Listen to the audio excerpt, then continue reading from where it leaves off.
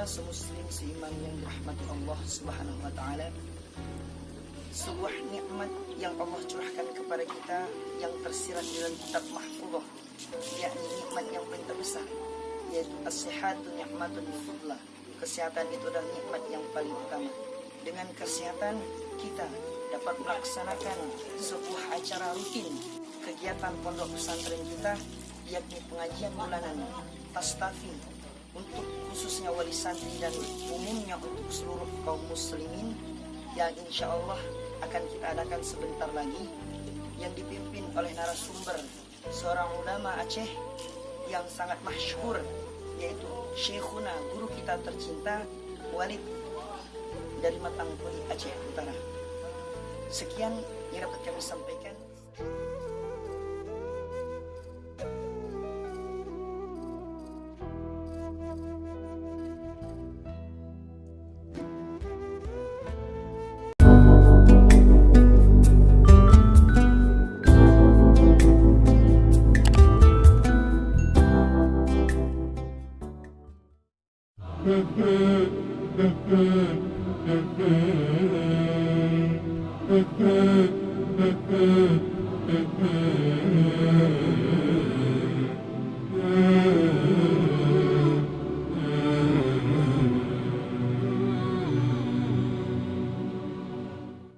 أضفيت على الحسن العبقى، فالورد تضوع واعتنقا.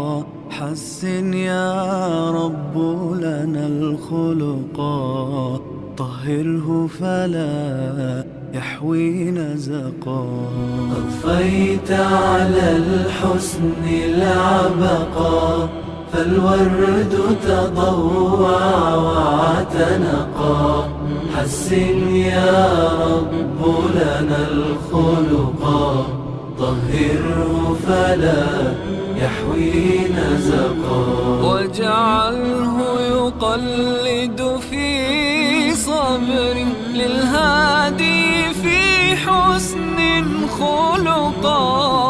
حسن يا رب لنا الخلقا، فالعبد بأخلاق سبقا.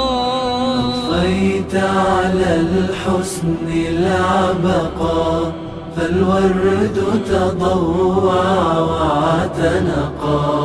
حسن يا رب لنا الخلقا، طهره فلا يحوي نزقا.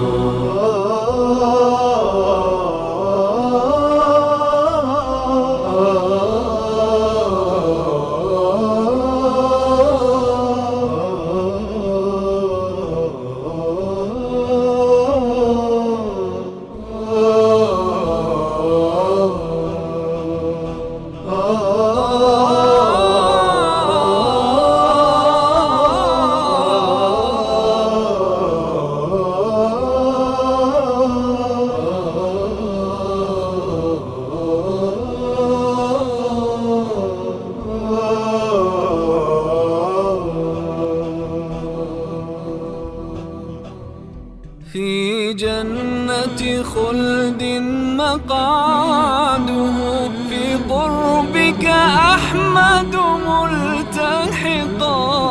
من كان له خلق حسن، سيكون الأقرب في الرفقاء. أضفيت على الحسن العبقا، فالورد تضوع واعتنقا. حسن يا رب لنا الخلقا، طهره فلا يحوي نزقا.